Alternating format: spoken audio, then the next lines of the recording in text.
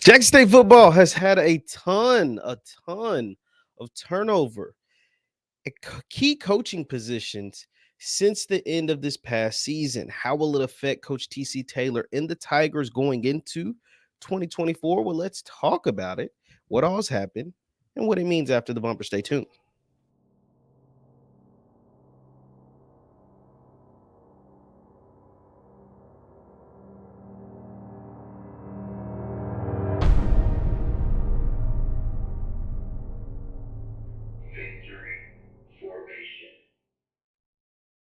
What is going on, everybody? What is going on, everybody? My name is JeffLightsyJr. This is the Victory Formation Sports Show right here on JeffLightsyJr. YouTube, Facebook, and wherever you get your content. Do me a favor, hit that thumbs up button, like, share, subscribe, and the notification bell because we upload all the time. Now, JSU, under Coach TC Taylor in 2023, first-year head coach, had some success. Not the success of the previous 2 years, but a lot of success for a first-year head coach in the SWAC. Coach TC Taylor and the Tigers won 7 games last year, as opposed to other first-year coaches like Raymond Woody Jr.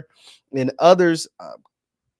Coach Wade at Mississippi Valley, they had like 7 total wins combined, right? Like 3 different first-year head coaches at the SWAC, and they got like 7 wins combined. Coach TC Taylor and his staff put up 7 wins in his first year, brought back a ton of their guys, brought in another number 1 HBCU recruiting class, and things were looking on the up and up. But when you sustain some sort of success, and when you put together a really good staff, as Coach TC Taylor did, you have to prepare and deal with potential defections. Well, there's nothing potential about this because defections have taken place with JSU and Coach TC Taylor's staff. Let me go ahead and show you this tweet from our guy, Kelly Flicks. Shout out to Kelly Flicks. But he put up this tweet, and it doesn't even encompass everything. It's just the most recent defections from the JSU coaching staff. Kelly Flicks tweets, Jackson State has lost offense coordinator Maurice Harris. He's taken a role with Auburn and his former colleague and Hugh Freeze at Auburn. He worked with Hugh Freeze at Ole Miss. He worked with Hugh Freeze at Liberty. Now he's moved on to work with Hugh Freeze at Auburn. Defensive coordinator Jonathan Bradley, who's moved on to take a defensive line coach role at South Alabama in a 7-day span. Recently, co-offensive coordinator Jason Anbuyewe left for South Alabama as well. And this also doesn't encompass the fact that they lost quarterbacks coach Quinn Billerman.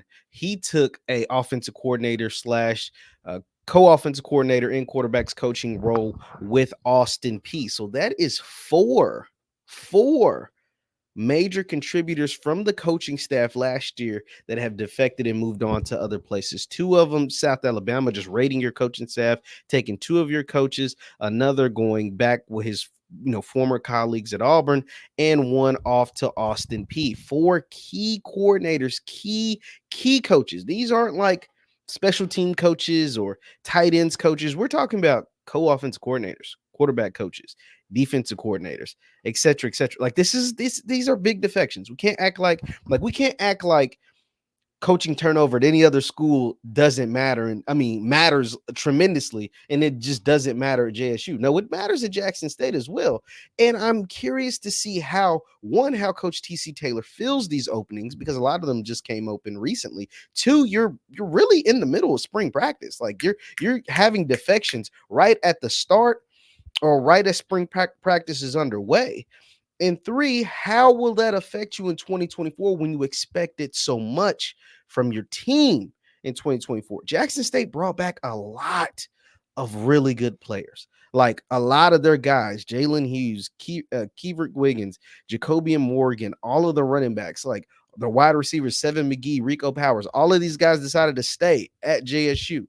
And of course, the majority of the reason why is because they want to play for Coach TC Taylor, but also they probably expected to play for some of these coaches that have now defected. How does that affect your 2024 season? How does that affect your 2024 scheme, whether it's offensively or defensively? Now, Coach TC Taylor is a former offense coordinator, so I think the offense will pretty much remain the same, and he may even take over play calling duties for the simple fact that they've got to install stuff now. Like they got to make stuff happen right now because they are, right at the start of spring practice. I also am interested to see on what direction they go with their defense. A lot of JSU fans were disappointed by the way they played defense in 2023. Coach Jonathan Bradley came in highly recommended. He came in from Alcorn, where they had really good defenses, and they thought that would continue at JSU. And it's not that their defense played horrible, they just didn't play to the standard they thought that they would play in 2023. So, do you go out and get a guy that's a better fit? Do you get a guy that you think can do an even better job than Coach Bradley? That is yet to be seen. Coach Maurice Harris brought in a great scheme. I just think on the offensive side of the ball, I just think they didn't have the right quarterback in until the end of the season. Jason Brown was serviceable. Jason Brown can play, but he wasn't Jacoby Morgan. Jacoby Morgan got there late. And then once you saw Jacoby Morgan really get incorporated into the offense, then that's what you saw what this offense could really become moving forward. It just took them some time to get there. And so all of the moving pieces are going to be interesting. It's actually this is going to be a very challenging thing for Coach TC Taylor. How will he respond? How will the players respond? Both at spring practice. The beauty behind all of the defections is the fact that they're happening now, and you can adjust to it during the spring. You can make your proper adjustments in spring. That way, by the time the summer and fall camp goes, there's no confusion on what's happening. There's no confusion on what we're going to be able to do. It's not to say that these defections aren't big. Like, these are big. It's not underestimated. These defections mean something, but getting them out of the way now, as opposed to losing a coach after the spring, that matters. And so this will be very, very difficult for Coach TC Taylor during this time. Hopefully he's able to get the new additions in the building incorporated quickly. And during those 15 spring practices, the players can understand what is going on and if they have to learn new playbooks or whatever. But the defections are big, though. The defections are big. How will JSU respond? How will Coach TC Taylor respond and his team during the spring time period? Leave your thoughts in the comments down below. Major coaching defections at JSU. How will they affect the spring ball? And how will, or if, do you believe they will even affect the 2024 season? My name is Jeff Lightsy Jr. This is the Victory Formation Sports Show right here on Jeff Lightsy Jr. YouTube, Facebook, wherever you get your content. Do me a favor, hit that thumbs up button, like, share, subscribe, and the notification bell, because I upload all the time. Thank you guys for rocking with me. I'm back and I'm not going anywhere. I'll see you guys next time. Peace.